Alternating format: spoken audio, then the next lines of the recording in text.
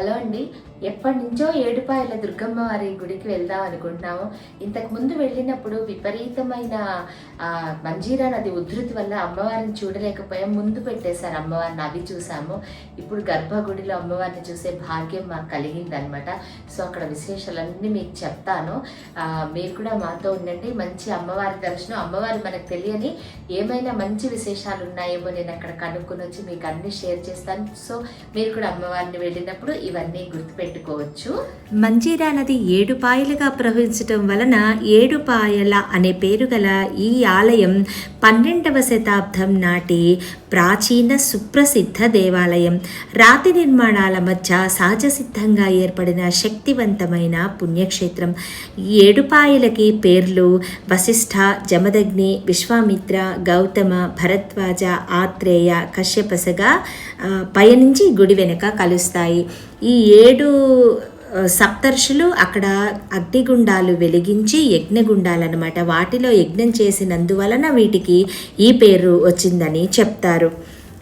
ఏడుపాయల వనదుర్గ భవానీ ఆలయం మెదక్ జిల్లా నాగసానిపల్లి వద్ద మంజీరా నది ఒడ్డున వెలసిన దుర్గాక్షేత్రం. అడవిలో కొలువున్న ప్రకృతి సిద్ధమైన అందమైన మహాశక్తి అవతారమైన దుర్గా భవానీ ఆలయం.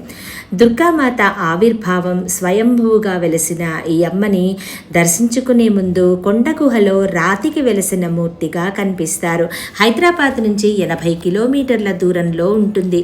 వెళ్ళే దారంతా అత్యద్భుతమైన ప్రకృతి సిద్ధంగా ఉంటుంది.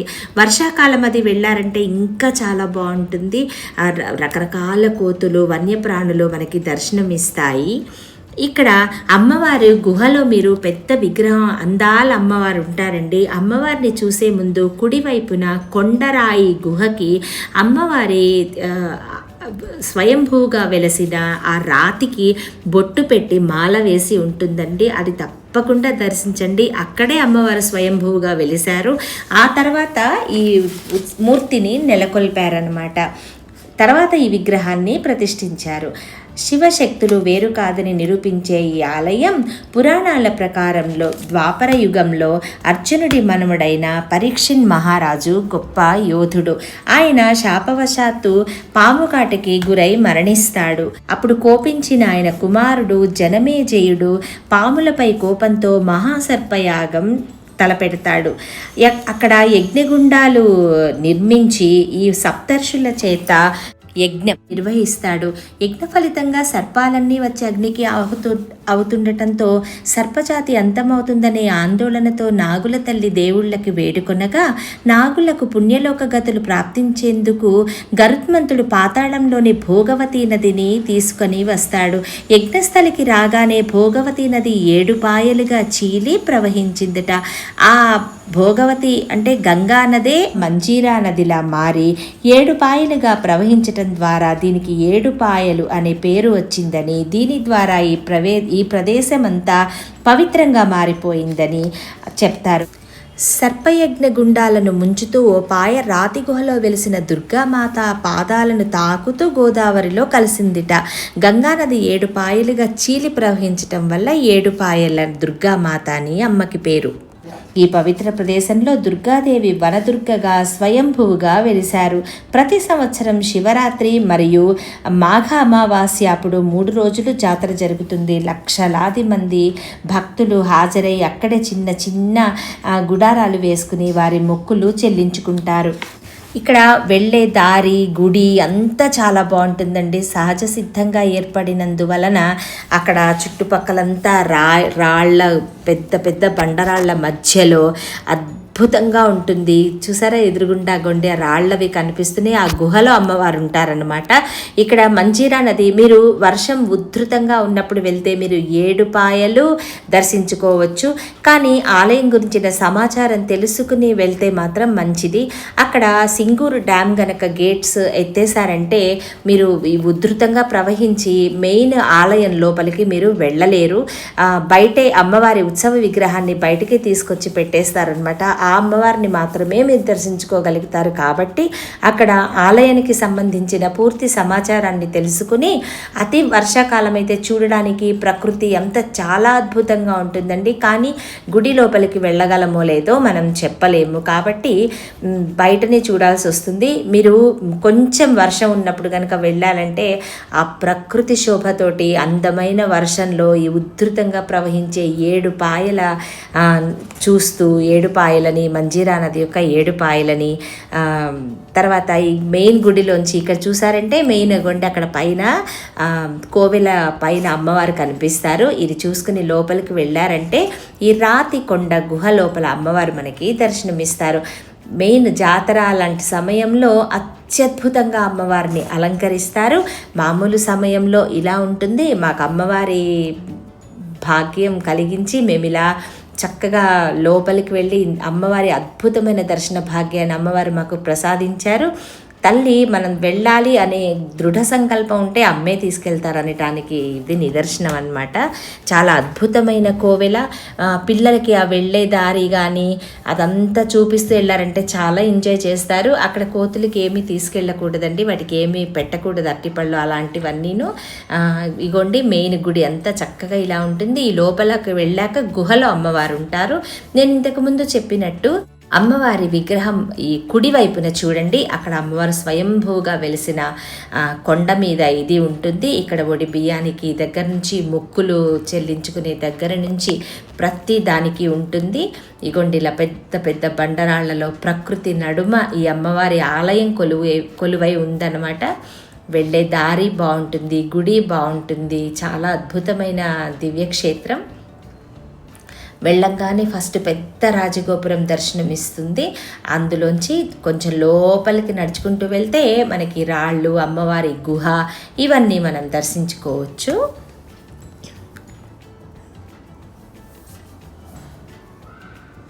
ఈ 7 పాయల్ని పురాణాలతో కూడా సంబంధం కలిగి ఉండటం వలన అత్యధిక ప్రాధాన్యం అన్నమాట. ఇగోండి ఈ బండలన్నీ సహజ సిద్ధంగా ఏర్పడినట్లుగా ఉంటాయి. ఈ వెళ్ళే దారిలో పక్కన ఇక్కడ ఒక ఇది వెలుగుతూ ఉంటుంది. ఇక్కడ ఒక చిన్న ఇది పెట్టి అమ్మవారిని దర్శించుకుంటూ ఉంటారు. అండ్ ఈ మొత్తము ఈ రాళ్ళకి కూడా పసుపు కుంకుమలతోటి వాటికి పూజలు అంతా శిల్ప కళలతోటి ఈ గుడి అంతా ఉందన్నమాట. ఈ 7 పాయలు 7 ప్రవాహాలు కాబట్టి ఈ గమ్యం ఏటా 30 లక్షల మంది భక్తులు తెలంగాణ నుంచే కాకుండా చుట్టుపక్కల ఎక్కడెక్కడి నుంచో వచ్చి అమ్మవారిని దర్శించుకుంటూ ఉంటారు. ఇది సెలవులప్పుడు మనం ఎక్కడికైనా వెళ్ళాలి అనుకున్నప్పుడు పిల్లల్ని కనుక తీసుకెళ్లారంటే భలే ఎంజాయ్ చేస్తారండి. అంతా అడవిలో వెళ్తామన్నమాట. ఇదొక పాయ అండి, మంజీరా నది. ఇక్కడ కాళ్ళు కడిగేసుకుని మనం అమ్మవారిని దర్శించుకోవడానికి వెళ్ళాలి. రాళ్ళకంతా కూడా ఇలా చక్కగా పవిత్రంగా చూడంగానే ఒక మంచి అమ్మవారి దీంతో మనం వెళ్ళిపోతాం అన్నమాట. అక్కడికి వెళ్ళంగానే అంత బాగుంటుంది. చూడండి అసలు ఎంత బాగున్నాయో. ఇంత మనం సిటీస్లో ఉండి ఇలాంటి ప్లేసెస్ నుంచి జస్ట్ ఒక గంటన్నర ప్రయాణం చేస్తే ఇంత అద్భుతమైన అమ్మవారి గుడిని మనం దర్శించుకోవచ్చు. దుర్గమ్మ అంటేనే మన కష్టాలని పోగొట్టే తల్లి. అమ్మ పేరు తలిస్తేనే మన కష్టాలన్నీ తొలగిపోయేంత శక్తివంతమైన తల్లి దుర్గమ్మ. ఈ అమ్మని వనదుర్గగా పిలుస్తారనమాట. 7 పాయల వనదుర్గా భవానిగా ఈ అమ్మవారికి పేరు. అసలు ఎక్కువ వర్షం ఉన్నప్పుడు వెళ్తే ఇదంతా ఉధృతిగా భలే అసలు తెల్లగా పాల నురగల్లాగా ప్రవహిస్తూ ఉంటుంది. నేను ఇంతకుముందు చెప్పినట్టు ఇంతకుముందు వచ్చినప్పుడు అండి ఏమి వాన ఉధృతి, అసలు గుడి కనిపించట్లేదు, ఏమీ కనిపించట్లేదు. అమ్మవారి ఉత్సవ విగ్రహాన్ని తీసుకొచ్చి ముందు పెడతారు, చూసేసి వెళ్ళిపోయాం. నేను ఎలా అయినా మెయిన్ అమ్మవారిని చూడాలని మళ్ళీ ఇప్పుడు వచ్చానమాట. అమ్మవారిని మీరు దర్శించుకున్న తర్వాత రాజగోపురము కుడివైపున ఇంకొక గుడి కూడా ఉంటుందండి. అది కూడా మీరు దర్శించుకోవచ్చు. దాన్ని ముత్యాలమ్మ గుడి అని అంటారనమాట. అది కూడా మీకు ఇందులో చూపిస్తాను. మొత్తం రాళ్ల మీదే అండి కట్టడాలన్నీ కూడా. చాలా ప్రకృతి సిద్ధంగా ఉంది. చుట్టుపక్కల వాతావరణము అంతా న్యాచురల్గా తయారైందే తప్ప మ్యాన్మేడ్ కాదు. మానవ నిర్మితాలైతే ఇవి ఏమీ కాదనమాట ఈ అమ్మవారి గుడి. అమ్మ శక్తికి నిదర్శనంగా ఉంది. మీకు చెప్పాను కదా ముత్యాలమ్మ ఆలయం అని. ఇలా ఒక పెద్ద వటవృక్షం, దాని కింద పెద్ద పాము పడగల్లాగా వేశారు. ఇగోండి ఇప్పుడు మీకు చూపిస్తున్నాను చూడండి, కింద ఉంటుంది. ఈ రాజగోపురం నుంచి మీకు రైట్ సైడ్ చూస్తే అమ్మవారి గుడి కనిపిస్తుంది. చిన్నగా ఉంటుంది. తెలిసిన వాళ్ళు తప్పకుండా దర్శించుకుని వెళ్తారు, లేని వాళ్ళు అలానే వెళ్తారు. పిల్లలు కావాల్సిన వాళ్ళు, మొక్కులు మొక్కే వాళ్ళు ఈ చెట్టుకి వాళ్ళ ముడుపులు కట్టుకుని వెళ్ళారు. ఇక్కడేమో ఇగోండి ఇలా పాము 2 నాగులు అన్నమాట ఇలా ఉన్నాయి. ఇది ముత్యాలమ్మ ఆలయం. లోపల అమ్మవారు ఉన్నారు, చిన్నగా కనిపిస్తూ ఉన్నారు. ఇగోండి ఇలా ఉందన్నమాట గుడి ముందు. పిల్లలు అది కావాల్సిన వాళ్ళందరూ ఇక్కడ దండం పెట్టుకొని ఈ చెట్టుకంతా ముడుపులు కట్టారు. ఏ కోరిక కోరుకుంటే ఆ కోరిక నెరవేరుతుంది అనేది ఇక్కడ భక్తుల యొక్క ప్రగాఢ విశ్వాసం. చక్కగా ఆడవాళ్ళు పువ్వులు గాజులు పెట్టుకుని ఎంత ముత్తైదు తనంతో చాలా వాళ్ళే అమ్మవారికి పూజలు కూడా చేస్తున్నారు. ఇకేమో ముత్యాలమ్మ ఆలయము. ఇగోండి ఇలా ఉంది. ఇక్కడ ఫుడ్ గురించి అయితే నాకు ఐడియా లేదండి. మేము వెళ్తూ చేసుకుని వెళ్ళాము. ఈ ఆలయం మీరు 8 o'clock అక్కడ ఉంటే కనుక ఈవినింగ్ 6 వరకు ఓపెన్ ఉంటుంది. 6 తర్వాత ఇంకా గుడి ఓపెన్ ఉండదు. డే అంతా ఓపెన్ ఉంటుందండి. శుక్రవారాలు మంగళవారాలు వెళ్ళారంటే విపరీతమైన రష్ ఉంటుంది. మీరు అమ్మవారిని సరిగ్గా చూడలేరు. పవిత్రమైన దినాలలోనే అన్ని రోజులు పవిత్రమైన అమ్మవారిని చూడాలనుకుంటామే అది పవిత్ర సంకల్పం.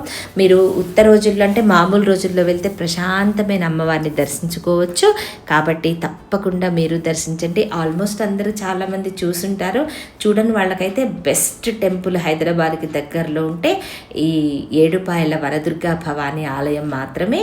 మీరు తప్పక దర్శించి అమ్మవారి కృపకి పాత్రలు కావాలని మనస్ఫూర్తిగా కోరుకుంటున్నాను.